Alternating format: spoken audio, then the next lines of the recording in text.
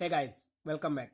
किसी ने क्या खूब कहा है कि बेहतरीन कल के लिए अतीत का अच्छा होना जरूरी नहीं है, क्योंकि तुम्हारा आने वाला कल आज पर निर्भर करता है, ना कि बीते हुए कल पर। स्वागत है आपका हमारे यूट्यूब चैनल में। मैं आपको इस वीडियो में मैथ के कुछ महत्वपूर्ण प्रश्न बताऊंगा, जिनके कंसेप्ट के माध्यम से आप आने वाले एग्जाम्स में अच्छे से उस तरीके के क्वेश्चन आसानी से बना पाओगे। चलिए शुरू करते हैं अपने मैथ के कुछ क्वेश्चन। पहला प्रश्न देखते हैं। दो पाइप ए तथा बी एक खाली टंकी में क्रमशः 24 मिनट तथा 32 मिनट में भर देते हैं। यदि दोनों पाइप एक साथ खाली टंकी में खोल दिए जाएं, तो कितने समय बाद बी को बंद कर दिया जाए कि टंकी 18 मिनट में भर जाए। यानी क्या कह रहा है कि अगर ए अकेले खोला जाए तो 24 मिनट में फिल कर देगा, अगर बी अकेले खोला जाए तो 32 मिनट में फिल कर देगा। दोनों को एक साथ उस टंकी को फिल करने के लिए खोला गया, लेकिन बी को 18 मिनट पहले बंद कर दिया गया। यहां एक बात समझ में आ रही कि ए बेचारा शुरू से आखिरी तक लगा हुआ है, यानी ए शुरू से आखिरी तक काम करता रहा, लेकिन बी जो था वह उसे कुछ मिनट पहले बंद कर दिया गया। कितने मिनट पहले बंद कर दिया गया वही आपको इस प्रश्न में बताना है। चलिए इसका सॉल्यूशन देखते हैं। ए जो है इंडिविजुअल कितने मिनट में फिल कर देगा? 24 मिनट में फिल कर देगा। बी जो है कितने मिनट में फिल कर देगा? 32 मिनट में फिल कर देगा।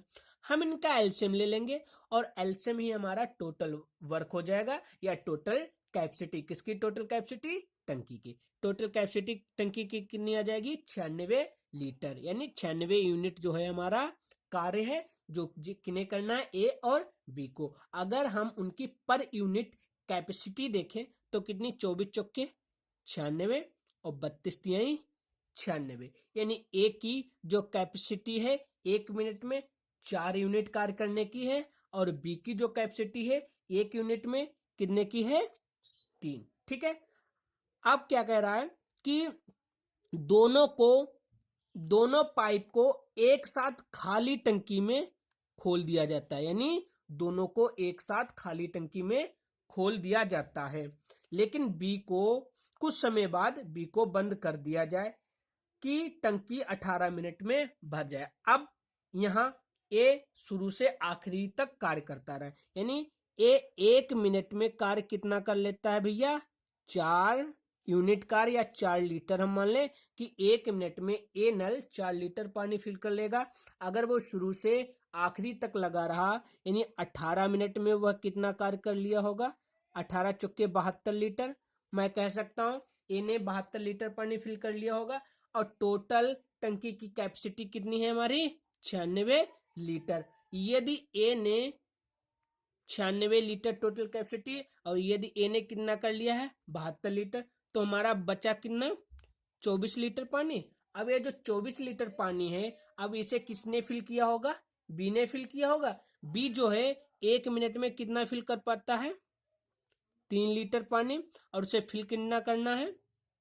24 लीटर। यानी जो बचा जो पानी है, इसे तो बी ने ही फिल किया होगा, क्योंकि ए उन्होंने बता दिया कि टंकी 18 मिनट में भर जाए, यानी टंकी 18 मिनट में भरना ही भरना है। तो 24 को जब हम 3 से डिवाइड कर देंगे, यानी 8 मिनट तक, यानी 8 मिनट बाद अगर हम बी को बंद कर दें तो लास्ट के 18 मिनट तक हमारी टंकी फिल हो जाएगी। समझ में आया? ठीक है। अगर मान लो अगर 18 मिनट तक ये दोनों कार्य करते रहते हैं, क्या मैंने कहा? यदि 18 मिनट तक ये दोनों एक साथ कार्य करते तो हमारी कैपेसिटी जो टंकी की अधिक हो जाती। कैसे? क्योंकि 1 मिनट में 4 3 7, यानी वो 1 मिनट में दोनों कितने कार्य करते हैं? कितने? 7 लीटर पानी भरते हैं। कितने? 4 3 7, यानी 1 मिनट में कितना पानी भरा जाता? 7 लीटर।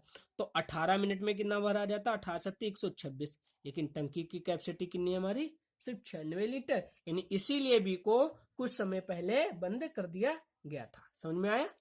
चलिए अगले क्वेश्चन पे चलते हैं।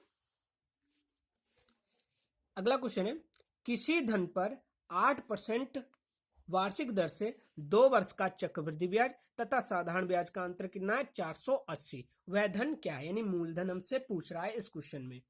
अब हमें ऐसे प्रश्नों, चाहे चक्रवृद्धि ब्याज के हो और चाहे हमारे साधारण ब्याज के हो, इन्हें हम किस मेथड से करते हैं? एक हमारा ट्री मेथड है। कौन सा हमारा मेथड है? ट्री मेथड है। इस मेथड के माध्यम से हमारे आसानी से क्वेश्चन बन जाते हैं। हमने माना कि हमारा प्रिंसिपल जो है 100x है। x मानना जरूरी होता है, 100 भी मान सकते हो, लेकिन 100x से हमारे मानना सही रहता है। ठीक है, अब हम क्या निकालेंगे? पहले साल का ब्याज निकालेंगे। पहले साल का हमारा चक्रवृद्धि ब्याज और हमारा साधारण ब्याज दोनों क्या होते हैं? बराबर होते हैं। पहले साल के चक्रवृद्धि ब्याज और साधारण ब्याज बराबर होते हैं। और इस पे रेट कितनी है हमारी? 8%। और टोटल समय हमारा कितना है? 2 वर्ष का। तो पहले साल का अगर हम निकाल लें फर्स्ट ईयर का, तो फर्स्ट ईयर का हमारा कितना आ जाएगा? 8%। इसका 100x का 8% निकालेंगे, 100x का 8% निकालेंगे तो हमारा कितना आ जाएगा? 8x आ जाएगा, सॉरी 8x आ जाएगा। तो हमें भी पता है कि दूसरे ईयर भी कितना आएगा हमारा? कितना आएगा? 8x ही आएगा। ठीक है, अब ये जो फर्स्ट ईयर का 8x और दूसरे ईयर का 8x, ये तो हमारे दोनों ईयर के कितने हो गए? इन्हें हम कहते हैं साधारण ब्याज। क्योंकि हमें पता है कि साधारण ब्याज जितना पहले साल रहता है उतना दूसरे साल रहता है, उतना ही तीसरे साल। साधारण ब्याज जितना एक साल में होता है उतने भी अगले साल में ही साधारण ब्याज रहता है। लेकिन चक्रवृद्धि ब्याज, उस पर ब्याज पे ब्याज ऐड होता रहता है। तो दूसरे साल में जब हम जाएंगे चक्रवृद्धि ब्याज लेने, तो हमें जो पहले साल का ब्याज बना है 8x, उस पर भी उसी रेट से हमें ब्याज देना पड़ेगा। जब हम 8x से 8% निकाल लेंगे तो हमारा आ जाएगा 0.64x। कितना आ जाएगा? 0.64x, यानी कितना आ गया हमारा? 0.64x। अब अगर हम इन दोनों को ऐड कर ले 8x, तो ये तो हमारा हो जाएगा सिंपल इंटरेस्ट यानी साधारण ब्याज। अगर हम सारों को ऐड कर ले तो ये हमारा क्या हो जाएगा? चक्रवृद्धि ब्याज। अब उसने क्वेश्चन ने क्या कहा है कि 2 साल का जो हमारा चक्रवृद्धि ब्याज है और साधारण ब्याज है उनका अंतर कितना है? 400 से। यानी ब्याज का अंतर कितना? मैं कह सकता हूं अंतर यहाँ कितना है हमारा? 0.64x। मैं कह सकता हूं कि ये 0.64x जो है इसकी वैल्यू कितनी है? 480 रुपए के बराबर है। जब 0.64x की वैल्यू इतनी है तो x की वैल्यू हम निकाल सकते हैं 480/64 0.64 पॉइंट से हटा लेंगे, ऊपर हम 2 जीरो बढ़ा लेंगे, काट लेंगे। 16 चौके 64 होता है और 16 48 होता है। कितना आ जाएगा हमारा? 3000/4 काट लेंगे, आ जाएगा हमारा 750। यानी 4 सत्ते 28 और 4 पंजे 20। यानी x का मान हमारा, ऊपर देख लेते हैं इस चीज को, x का मान हमारा कितना आ गया? 750। तो 100x हमें पता है कितना हो जाएगा, x का मान रख लेंगे 750, तो हमारा कितना आ जाएगा? 75000। यानी प्रिंसिपल हमारा कितना आ गया? 75000। समझ में आया क्वेश्चन? एक बार और देखते हैं इस क्वेश्चन को। हमने प्रिंसिपल कितना मान लिया? 100x, रेट कितनी थी? 8%। टी हमारा कितना हो गया? 2 साल। हमें पता है कि पहले साल का चक्रवृद्धि ब्याज और साधारण ब्याज दोनों बराबर होते हैं। पहले साल का पहले साल का ब्याज कितना आ गया? 8x। दूसरे साल का भी कितना रहेगा? 8x। जो चक्रवृद्धि ब्याज होता है वो ब्याज पे ब्याज होता है, तो हमारा कितना आ गया? 0.64x। अब ये 0.64 है, यही अंतर है कितने के बराबर? 400 से। तो 100 भाव कितना हो गया? वो हमारा हो गया 75000। चलिए अगले क्वेश्चन पे चलते हैं।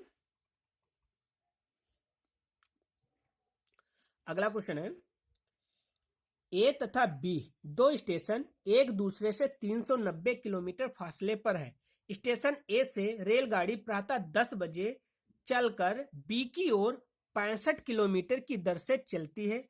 दूसरी रेलगाड़ी प्रातः 11 बजे से चलकर ए की ओर 35 किलोमीटर प्रति घंटे की दर से चलती है। ये रेलगाड़ियां कितने बजे आपस में मिलेगी? यानी पहली कितने बजे से चली? ए, और दूसरी कितने बजे से चली? 11। तो 2 स्टेशन है, स्टेशन ए और स्टेशन हमने मान लिया बी। इनके बीच की दूरी कितनी है? 390 किलोमीटर। यहां तक समझ में आया? एक कोई ट्रेन है, ट्रेन हमने मान लिया एक्स, ठीक है, और ट्रेन हमने इसे मान लिया बाई, ठीक है, ट्रेन इसे मान लिया बाई। जो एक ट्रेन ए है इसकी स्पीड कितनी है? 65 किलोमीटर प्रति घंटा और ट्रेन बी की स्पीड कितनी है 35 किलोमीटर प्रति घंटा। ठीक है, अब ट्रेन ए जो थी 10 बजे चली थी और ट्रेन बी कितने बजे चली थी 11 बजे। यानी कहने का मतलब जो ट्रेन एक्स है इसने 1 घंटा, यानी मैं कह सकता हूं कि 1 घंटा ये पहले चली है तो 1 घंटे में इसने कुछ ना कुछ दूरी तो ट्रेवल की होगी। जब इसकी दूरी कितनी है, सॉरी स्पीड कितनी है 65 किलोमीटर प्रति घंटा, तो इसने 1 घंटे में कितनी दूरी ट्रेवल कर ली होगी 65 किलोमीटर। तो इसने डिस्टेंस कितनी कवर कर ली, डिस्टेंस निकालें 65 इंटू 1 घंटा यानी 65 किलोमीटर। अब रिमेनिंग स्पीड हमारी कितनी बची, यानी शेष सॉरी स्पीड नहीं दूरी कितनी बची हमारी 390, 65 घटा लेंगे कितना 5, 8 में से 6 गए 2, 325 किलोमीटर मान लो यहां तक गाड़ी ये वाली आ गई। ठीक है, क्योंकि ये 65 किलोमीटर यहां तक तो उसने ट्रेवल कर ही लिया। अब ये दूरी दोनों ट्रेनों को, क्योंकि 11 अब यहां पर भी बच गया और 11 बजे से अब ए भी चलेगी। अब बीच की दूरी कितनी रह गई हमारी सिर्फ 325 किलोमीटर। अब हमारी चालें जुड़ जाएंगी क्योंकि जब ये 65 1 घंटे में 65 बढ़ेगी तो वो भी 1 घंटे में कितनी बढ़ेगी 35। तो रिलेटिव स्पीड हमारी कितनी हो जाएगी 65 और प्लस 35 कितना हो जाएगा हमारा 6 3 9 1 10 100 हो जाएगा 100 किलोमीटर प्रति घंटा। टाइम निकाल लेंगे, टाइम कितना लगेगा इस 325 किलोमीटर को कवर करने में 25 से काट लेंगे 25 चौके 100 सॉरी 25 चौके 100 25 से कम 25 25 3 75 काट लेंगे 1 13 और 4। इसे जब हम डिवाइड करेंगे तो डिवाइड करना इधर देख लेते हैं 4 से इसे डिवाइड कर लेंगे तो 4 3 12। ठीक है, एक इसे किस तरीके से लिखेंगे 3 सही 1/4 घंटे उन्हें और लगे आपस में मिलने के लिए। लेकिन उन्होंने क्या पूछा कि रेलगाड़ियां कितने बजे मिलेंगी। अब यानी 11 बज गया 11 3 14 11 3 14 यानी हम कह सकते हैं 2 बज गया। अब 1/4 है इसे हम मिनट में कन्वर्ट कर लेंगे। यानी इसे किस तरीके से कन्वर्ट करेंगे, सॉरी दिखा उसमें 1/4 को हम किस तरीके से मिनट में कन्वर्ट करेंगे 1/4 इसे हम डिवाइड कर देंगे कितने सॉरी हाँ गुणा कर देंगे कितने से 60 से 4 से गुणा कर देंगे कितना आ जाएगा 15। मैं कह सकता हूँ कितना बज गया 3 घंटे 15 मिनट उन्हें और लगे आपस में मिलने के लिए। 11 पहले था और 11 बजे में हम 3 घंटे 15 मिनट ऐड कर लेंगे तो 11 3 14 यानी हम कह सकते हैं कि 2:15 पर आपस में दोनों रेलगाड़ियां मिल जाएंगी। समझ में आया क्वेश्चन? अगर ना समझ में आया हो तो इस वीडियो को फिर से दोबारा रिवाइंड करके देख लीजिए। एक बार नहीं 2 बार नहीं 3 बार जरूर समझ में आएगा। चलिए अगले क्वेश्चन पे चलते हैं।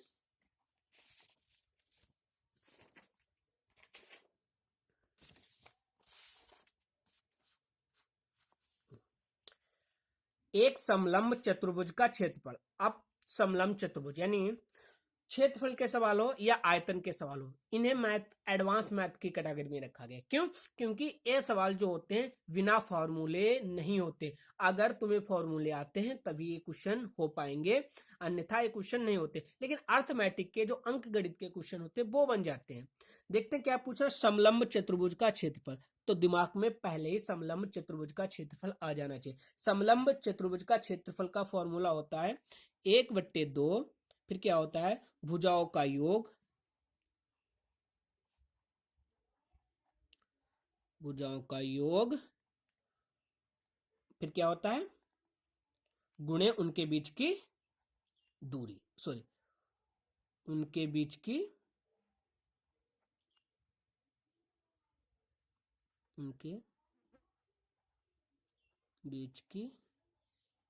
दूरी। ये क्या होता है हमारा समलंब चतुर्भुज का क्षेत्रफल होता है। चलिए क्वेश्चन देखते हैं। एक समलंब चतुर्भुज का क्षेत्रफल 388 वर्ग सेंटीमीटर है। यदि समांतर भुजाओं का योग समांतर भुजाएं 3:5 के अनुपात में हो तथा इनके बीच की लंबवत दूरी 12 सेंटीमीटर हो तो समांतर भुजाओं का योगफल कितना है। ठीक है, तो आसानी से हम फिल कर लेंगे, क्योंकि 1/2 भुजाओं का योग गुणे उनके बीच की दूरी इक्वल टू क्या है, समांतर समलंब चतुर्भुज का क्षेत्रफल है। तो यहीं पर रख लेंगे हम कितना, 388 वर्ग सेंटीमीटर स्क्वायर।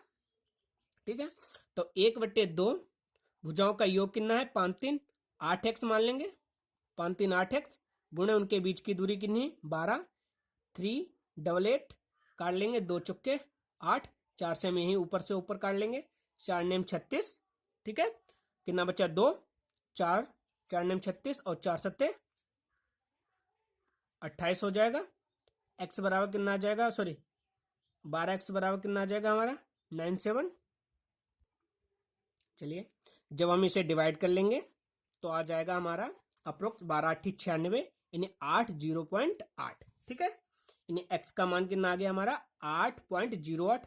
अब उन्होंने पूछा भुजाओं का योग, तो भुजाओं का योग कितना है हमारा, 5 3 8x, 8x का मान रख लेंगे 8.08, तो 8 टाइम 64, 8 हटाए 64 यानी 64.64 सेंटीमीटर क्या आ जाएगा, हमारा आंसर आ जाएगा। इसीलिए क्षेत्रफल या तुम्हारे आयतन, ऐसे प्रश्नों को करने के लिए आपको फॉर्मूले जरूर पता होने चाहिए। चलिए अगले क्वेश्चन पे चलते हैं। लिखा है, किसी धन पर 10% वार्षिक दर से 3 वर्ष का चक्रवृद्धि ब्याज 993 है, तो साधारण ब्याज कितना है। यानी क्या कहा, कोई धन है उस पर 10% का रेट लगा और 3 वर्ष का चक्रवृद्धि ब्याज कितना है, 993, तो साधारण ब्याज कितना है। तो वही है, मैंने क्या बताया, ऐसे हम प्रश्न किस मेथड से करते हैं, ट्री मेथड से। हमने मान लिया कितना, हमने प्रिंसिपल अपना मान लिया कितना, 100x प्रिंसिपल मान लिया, इस पे रेट कितनी है हमारी, 10%, टाइम हमारा कितना है, 3 वर्ष। तो पहले साल का पहले हम निकालेंगे, पहले साल का जब हम इस पे 100x पर 10% निकालेंगे, 100 से 100 तो कितना आ जाएगा हमारा, 10x आ जाएगा। इन मैं कह सकता हूं कि पहले साल का कितना होगा हमारा, 10x, दूसरे साल का भी कितना होगा हमारा, 10x, तीसरे साल का भी हमारा कितना होगा, 10x। ठीक है, अब हमें पता है चक्रवृद्धि ब्याज जो होता है, ब्याज पर ब्याज ऐड होता है। तो 10 का जब हम 10% निकालेंगे कितना, इस 10x का जब 10% निकालेंगे तो 1 रुपये आ जाएगा। देखो 10x का जब हम 10% निकालेंगे, इन 2 जीरो से 0 कट जाएंगे, गुणा भाग में जब कितना बचा हमारा, 1 बचा। ठीक है, अब जब हम तीसरे साल गए तो अब कितने ब्याज हो गए हमारे, 3, पहला, दूसरा और तीसरा। अब इन तीनों ब्याजों का हमें 10% के अकॉर्डिंग तीसरे साल भी देना होगा, जितना इंटरेस्ट रेट होगा।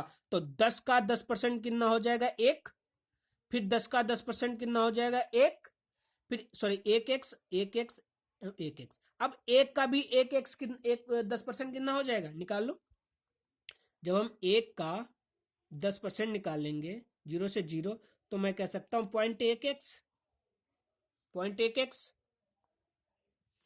समझ में आया क्या, दोबारा देखो, पहले साल का 10x, दूसरे साल का भी 10x, तीसरे साल का भी 10x, लेकिन जो चक्रवृद्धि ब्याज होता है वो ब्याज पर ब्याज ऐड होता है। मान लो कि 2 साल का ब्याज होता, तब आप हमारे पास आए तो मैं कहूंगा भैया पहले साल का जो, इस साल का जो ब्याज बना है 10x, वो मैं तुमसे उस पर ब्याज नहीं लूंगा, लेकिन जो पहले साल का ब्याज 10x बना है उस पर मुझे ब्याज चाहिए, उस पर उसी रेट से ब्याज चाहिए जिस रेट से तुम धन लेके गए थे। तो उस पर 10% की रेट से धन लेके गए थे, उसका 10% दे दो, 1x। यानी ये तीनों मिलाकर हमारे चक्रवृद्धि ब्याज हो जाएंगे 2 साल के, लेकिन तुम वापस करने आए 3 साल में। ठीक है, अब 3 साल का चक्रवृद्धि ब्याज लेंगे, हम कहेंगे भैया हम तीसरे साल का नहीं ले रहे, हम तीसरे साल का जो 10x है इस पर हम ब्याज नहीं लेंगे, हम तुमसे ब्याज लेंगे जो पिछले साल के, पिछले 2 साल के तुम पे 3 ब्याज बने, एक तो ये, एक ये और एक ये तो दोनों मूलधन पर के ब्याज है, और ये जो 1x है इस ब्याज का ब्याज है। अब इन तीनों ब्याज का हमें ब्याज दे दो उसी इंटरेस्ट रेट से।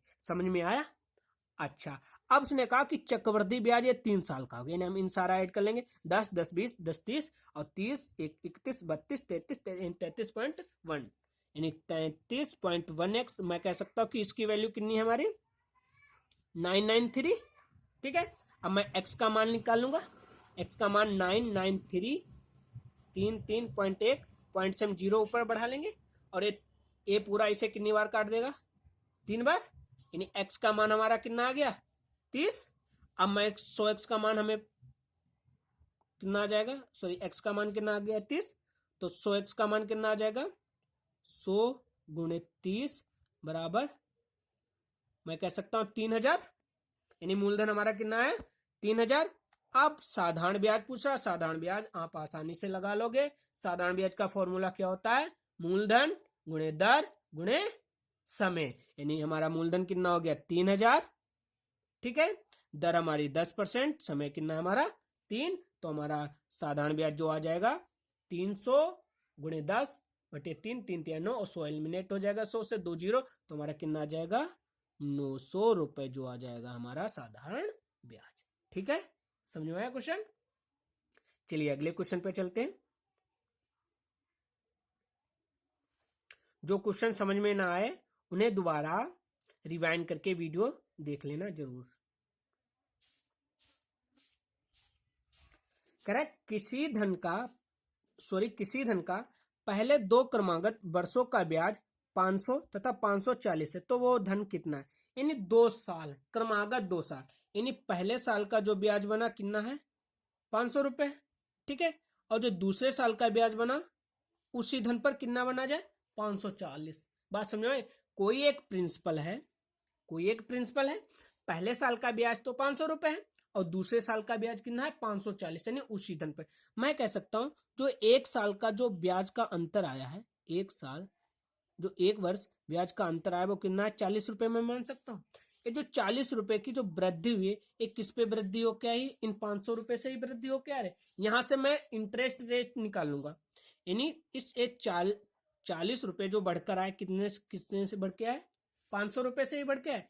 यहां से मैं इंटरेस्ट निकालूंगा 100 से 100 5 8 40, यानी रेट हमारी कितनी आ गए 8%। अब क्या कह रहा है वह धन कितना है, यानी मैं कह सकता हूं आर आ गए हमारी 8, 1 वर्ष का ब्याज कितना है हमारा 40 रुपए।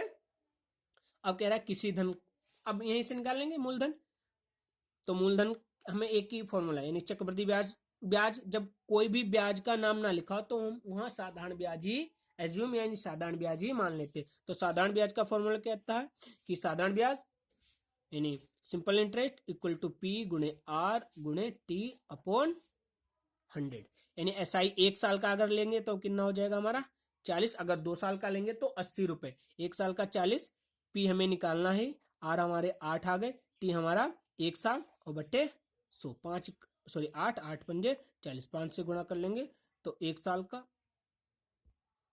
सॉरी 1 साल का जो ब्याज हमारा 40 रुपए नहीं, 1 साल का ब्याज तो हमारा कितना है 500 रुपए, कितना है हमारा 500 रुपए। चलो इसे यहाँ पर देख लेते हैं, 1 साल का ब्याज कितना है हमारा 500 रुपए, प्रिंसिपल हमें निकालना है, मूलधन कितना आ जाएगा 8 और समय कितना 1 बट्टे 100, 8 से काट लेंगे, 8 पंजे सॉरी 8 छंग 48, ठीक है, 8 छंग 48 कितना बच्चा 2, पहले हम गुणा ही कर लें। चलो यहीं से इधर से नहीं काट रहे हैं, हम इधर से ही काट लें, ये 500 हम अभी नहीं काट रहे हैं, इधर से हम इसे काट लें 4 से, 4 दूनी 8 और 4 ने इसे 25 बार काट दिया, ठीक है, और 2 से इसे काट लें, 2 ने भी इसे 25 बार काट लिया, 25 की 250 में गुणा कर लेंगे तो प्रिंसिपल हमारा कितना आ जाएगा 6250, ठीक है। अगले क्वेश्चन पे चलते हैं, and last and very most important question लिखा है 2 स्टेशन दिल्ली और जैसलमेर के मध्य की दूरी 450 किलोमीटर है। यदि 2 ट्रेनें ए और बी एक साथ एक समय पर दोनों स्टेशनों से एक दूसरे की ओर चलना आरंभ होती हैं और 5 घंटे के बाद मिलती हैं, लेकिन यदि ए ट्रेन बी से 3 घंटे के बाद आरंभ होती है तो वे 4 घंटे के बाद मिलती हैं। ए और बी ट्रेनों की क्रमशः गति ज्ञात कीजिए। अच्छा एक बार क्वेश्चन देखते हैं, यानी कहा कि दिल्ली, सॉल्यूशन देखते हैं, दिल्ली और जैसलमेर हमारा कहाँ है राजस्थान के मध्य दूरी कितनी है 450 किलोमीटर। 2 ट्रेन, एक ट्रेन ए है और एक ट्रेन क्या है हमारी, बी। ठीक है, एक साथ एक साथ एक ही समय पर एक दूसरे की ओर चलना प्रारंभ करते, ना ही हमें स्पीड ए की अभी पता है और ना ही स्पीड हमें अभी बी की पता है। ठीक है, ना ही स्पीड हमें अभी ए की पता है, ना ही स्पीड हमें अभी बी की पता है। हमने ए की स्पीड एक्स मान ली और बी की स्पीड हमने 22 किलोमीटर प्रति घंटा मान ली। यहां तक बात समझ में आई। ठीक है, यानी दिल्ली और जैसलमेर की मध्य की दूरी कितनी है, 450 किलोमीटर। और एक स्टेशन, सॉरी, ट्रेन ए और ट्रेन बी, ए की स्पीड कितनी है, एक्स किलोमीटर प्रति घंटा और बी की स्पीड कितनी है, 22 किलोमीटर प्रति घंटा। अगर वो एक दूसरे की ओर एक ही समय पर चले तो भैया वो 5 घंटे में मिल जाती है। कहने का मतलब मैं कह सकता हूं जब वो एक दूसरे की ओर चल रहे हैं तो चाल हमेशा जुड़ती हैं। जब वो सामने को एक दूसरे की ओर चले तो क्या हमेशा चालें जुड़ती हैं। तो मैं निकाल सकता हूं कि रिलेटिव समय, यानी इन दोनों का रिलेटिव टाइम कितना हो जाएगा, हमारा रिलेटिव टाइम कितना हो जाएगा, 450/5 बराबर 5 ने, सॉरी, रिलेटिव स्पीड निकल के आएगी। रिलेटिव टाइम तो हमारे पास 5 घंटा दिया ही, रिलेटिव स्पीड 5 ने 45 यानी 90 किलोमीटर प्रति घंटा। मैं कह सकता हूँ कि x plus y equal to कितना, 90 किलोमीटर प्रति घंटा है। यहाँ तक बात समझ में आई, सॉरी, यहाँ तक बात समझ में आई। अच्छा, एक बार और देखो, दिल्ली और जैसलमेर इन दोनों के मध्य दूरी कितनी है, 450। ट्रेन ए ट्रेन बी, ट्रेन ए की स्पीड हमने x किलोमीटर प्रति घंटा मान ली और ट्रेन बी की स्पीड कितनी मान ली हमने, 22 किलोमीटर प्रति घंटा। अब हमें ये पता है कि दोनों ट्रेनें जब एक दूसरे की ओर आ रहे हैं तो हमेशा क्या होगी, चालें जुड़ेंगी। ठीक है, अब हमें पता है कि वो 450 किलोमीटर की दूरी जब वो एक दूसरे से मिलती हैं, तो वो कितने, 5 घंटे लग जाते हैं उन्हें एक दूसरे से मिलने। कहने का मतलब उन दोनों की स्पीड 90 किलोमीटर प्रति घंटा है दोनों को मिलाकर। मैं कह सकता हूं कि x प्लस वाई बराबर 90 किलोमीटर प्रति घंटा। यहां तक ये बात समझ में आई। अच्छा, आगे चलते हैं। यदि ए ट्रेन बी से 3 घंटे बाद आरंभ हो, यानी ये जो ट्रेन है बी से 3 घंटे के बाद आरंभ हो तो वे 4 घंटे के बाद मिलती है। तो कहने का मतलब है कि उन्होंने कहा कि ट्रेन ए जो है बी से 3 घंटे लेट जाएगी, तब भी उन्हें वो 4 घंटे में कहीं ना कहीं मिल जाएगी। यानी फर्स्ट कंडीशन में क्या था, दोनों एक साथ चल रही थी एक ही समय पर, तो उन्हें 5 मिनट लग रहे थे। लेकिन अगली कंडीशन में क्या कह रहा है कि ये ट्रेन है बी से 3 घंटे के बाद चले, यानी 3 घंटे के लेट में चले तो वो 4 घंटे पर मिलती है। तो कहने का मतलब एक ही स्पीड यहाँ अधिक है, बस एक ही घंटे का तो फासला है मिलने का, लेकिन वहां 3 घंटे। तो कहने का मतलब हमें पता है कि रिलेटिव लास्ट के 4 घंटे तक तो वो दोनों ट्रेनें एक साथ तो चली होंगी, 4 घंटे तक तो वो दोनों ट्रेनें एक साथ चली होंगी। जब उसने कहा कि ट्रेन ए जो है 3 घंटे बाद चली, लेकिन जो ट्रेन वो 4 घंटे के बाद मिलती है, यानी ट्रेन ए भी 4 घंटे चली और ट्रेन बी भी 4 घंटे चली। मैं कह सकता हूं कि दोनों ट्रेनों के द्वारा जो टोटल डिस्टेंस कवर की गई होगी वो कितनी, 90 × 4 9 चौके 36, 300 किलोमीटर दोनों के द्वारा कवर की गई होगी। अब अगर मैं 450 किलोमीटर में से 360 किलोमीटर घटा दूं तो जो 90 किलोमीटर बची होगी वो किस ट्रेन ने कवर किया होगा, ट्रेन बी ने कवर किया होगा। यहां तक समझ में आया, सॉरी दिखाने, क्योंकि टोटल डिस्टेंस एक बार और देख लो कि दोनों की रिलेटिव स्पीड 90 किलोमीटर प्रति घंटा आ गए। अब वो 4 घंटे के बाद मिलती हैं, तो कहने का मतलब उन्होंने 4 घंटे तो दोनों ने एक साथ, ये मतलब स्पीड यानी दूरी तय की होगी, और जो दूरी दोनों ने तय की तो कितनी, 360 किलोमीटर प्रति घंटा, सॉरी 360 किलोमीटर आ गया हमारा। अब ये जो 360 किलोमीटर है 450 में से हम घटा देंगे, जो 90 किलोमीटर बच जाएगा, एक किसने ट्रेवल किया होगा, एक किसने तय किया होगा, ट्रेन बी ने।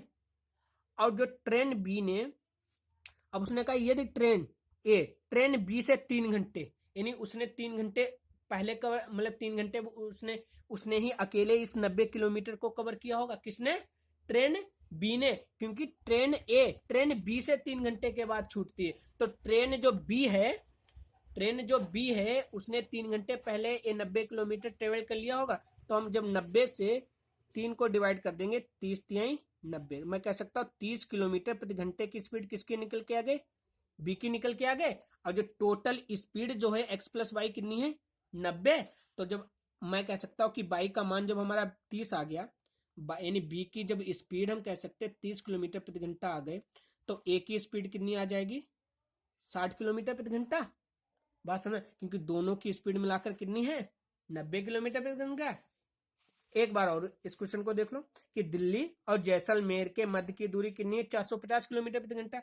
ट्रेन ए ट्रेन बी, ना ही ट्रेन एक्स की स्पीड हमें पता है, ना ही ट्रेन बी की स्पीड पता है, लेकिन हमें एक चीज जरूर पता है कि वो 5 घंटे में दोनों मिलती हैं। अच्छा, 5 घंटे में दोनों ने ट्रेवल कितना किया, 450, यानी मैं कह सकता हूं उन दोनों की रिलेटिव स्पीड 90 किलोमीटर प्रति घंटा रही, यानी एक्स प्लस वाई 90 किलोमीटर प्रति घंटा। अब अगली कंडीशन में उन्होंने कहा कि ट्रेन ए ट्रेन बी से 3 घंटे बाद चलती है, तब वह 4 घंटे में मिलती है, यानी वो 4 घंटे में ए भी चली है और बी भी 4 घंटे चली। मैं कह सकता हूँ 9 चौके 36 360 किलोमीटर दोनों ने तय किया, और बाकी जो बच्चा 90 किलोमीटर वो सिर्फ बी ने ही तय किया होगा। अब जब बी ने ही तय किया तो बी 3 घंटे में, क्योंकि बी 3 घंटे एक्स्ट्रा चला, और जब 3 घंटे 90 जब हम काट लेंगे तो 30 किलोमीटर। मैं कह सकता हूं कि बी की स्पीड 30 किलोमीटर और ए की स्पीड कितनी है। अगर ना समझ में आया हो तो वीडियो को बार बार रिवाइंड करके देखिए। यदि ये वीडियो आपको पसंद आया हो तो मेरे चैनल को शेयर एंड सब्सक्राइब जरूर करें। धन्यवाद।